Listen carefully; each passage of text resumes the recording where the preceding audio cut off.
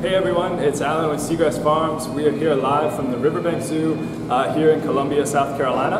And I've got with us the aquarium curator, Miss Jennifer Rawlings, and we're going to talk a little bit about our next stop on our coral conservation project.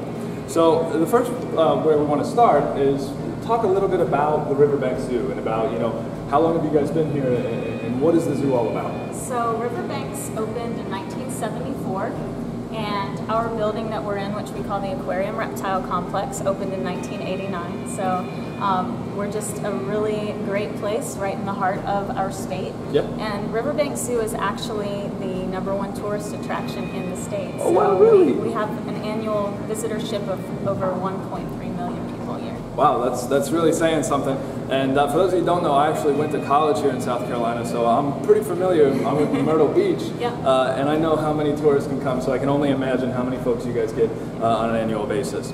So we know you guys are AZA accredited, and for those of you watching at home, we've talked about AZA and what it means as a whole, but for you guys at Riverbanks, what exactly does being AZA accredited mean to you? Well, it is extremely important to us. AZA is the main accrediting body. Actually, globally, they do national accreditations and also some international facilities, but they set the standard. It means that we are meeting and exceeding the highest standards for animal care and welfare. There are only about 234 accredited facilities, so Riverbanks can be numbered among those, which is very exciting and important to us. Yeah. And having an AZA accreditation, of course, is extremely prestigious, as you alluded to there. So, of course, we're here for our Coral Conservation Initiative, and conservation projects is the main idea of what we do and of what zoos and aquariums do. So if you could talk a bit about the conservation efforts and projects that the Riverbanks Zoo does as a whole. Yeah, so in our smaller world, in our aquatics, we have a pretty small footprint in terms of our aquatic collection, but we try to contribute where we can. So something like coral conservation and taking fragments of corals and growing them up for our own displays rather than collecting from the wild, that's such an easy way that we can contribute to conservation. And then the zoo as a whole, we actually have a conservation support fund, and we donate money to projects that we vet through an internal process. And we have, since the inception of our conservation support fund in 1996, we have given away over $1 million. Oh wow, yep. That's incredible. Yep. $1 million of conservation funds have come out of this zoo, and that really speaks volumes to the conservation work that the Riverbanks Zoo does, and of course all over the U.S. as AZA accredited facilities continue the push for conservation in this field that we all know and love so much. Okay, so let's talk a little bit about coral husbandry when it comes to public facilities. Of course, we're in front of a very beautiful tank here with a bunch of live corals. So if you could just talk a little bit about what it takes to have a live coral in a tank like this. Absolutely. So corals are pretty exacting with the water quality requirements that they have. So we have to check things like calcium and alkalinity and pH just to make sure that the corals have enough of the nutrients that they need in order to grow. So that's probably the main job of an aquarist who takes care of live corals is that they monitor the water quality. Right, yeah, there's certainly a lot of water chemistry that goes into play. Corals are so finicky, as it were, to different parameters and water quality.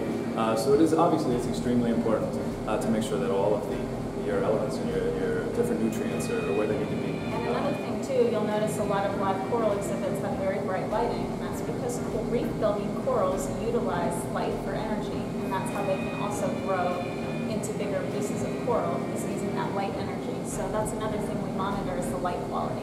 Yeah, exactly, and that's a good point. And it's this tank behind us here is a great example of that, because there are some massive corals in here. You've seen so far the small fragments that we've given these guys, and they're not near as large as that, but we hope one day that they will be, and then a lot of it will go with the water chemistry, the lighting, and many other things, and one day hopefully get to that point where they're as big as these corals behind us now. So from the perspective of the fish, how does having corals in a tank change the dynamics of having an aquarium as opposed to having no live corals in a tank? Right, I love that question. So people don't think that the fish are necessarily connected to the corals, especially in a public aquarium, but animal care and welfare is one of our top priorities. And one of the things that we do in terms of welfare is called enrichment. And for us, environmental enrichment is a complex environment. And so keeping those fish with live corals makes that a wonderful environment for them to live in. They get to interact with each other and the corals just as they would in the wild. And so to us, mimicking that wild environment is what having live corals does for the fish. It's really great. Right, exactly. It's essentially creating the natural habitat in a very small water volume, which gives the fish the best chance of success in captivity. And I think that's a great thing to have so many tanks here at Riverbanks Zoo. You've been seeing them as we talked. All the tanks that have live coral, they really look really nice, and the fish all look very happy in them. Yeah. That's our top priorities. That's it.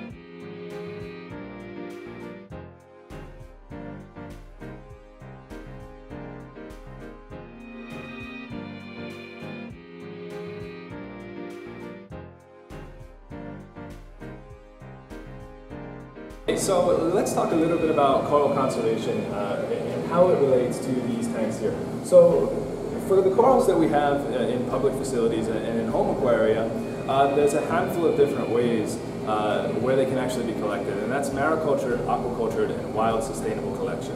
And if you could, and try to explain a little bit how the supply chain for AZA facilities and all public facilities kind of plays into sustainability for corals on their natural reefs. Right, so when we acquire any animal that comes to the zoo, whether it's the aquarium or outside of our aquarium collection, one of our top priorities is to ensure that those animals are collected or managed or housed in a sustainable way so that we aren't doing any detriment to the environment.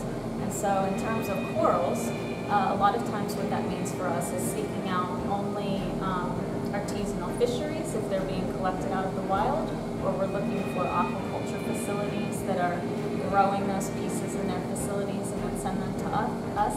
And then oftentimes we will work with other partners such as Segrest farms or with other AZA accredited facilities to obtain corals from those as well. And I think that's a great point that you bring up. For those of you who haven't really been in the public facility arena, so much livestock and animals are kind of traded throughout. So while one coral may end up here, if they're able to frag it up or do anything with it, or just, maybe they need more space, they can actually trade them throughout different AZA facilities. And I think that's a really neat part of public facilities. It's a different aspect. Yeah, absolutely. A lot of the coral pieces that we have started as pieces from other facilities. And as we talk about the sustainable collection, like you mentioned, the artisanal type fisheries, wild sustainable collection is still very, very important to the industry as a whole, whether it's the hobby side or the public facility side, as well as mariculture. And of course, you've seen our aquacultured frags that we've donated here to the Riverbanks, and that's kind of what we're pushing with our coral conservation project. But we're here, of course, for our Coral Conservation Initiative, and we're very, very happy to be partnering with the Riverbanks Zoo. We think you guys are going to be great.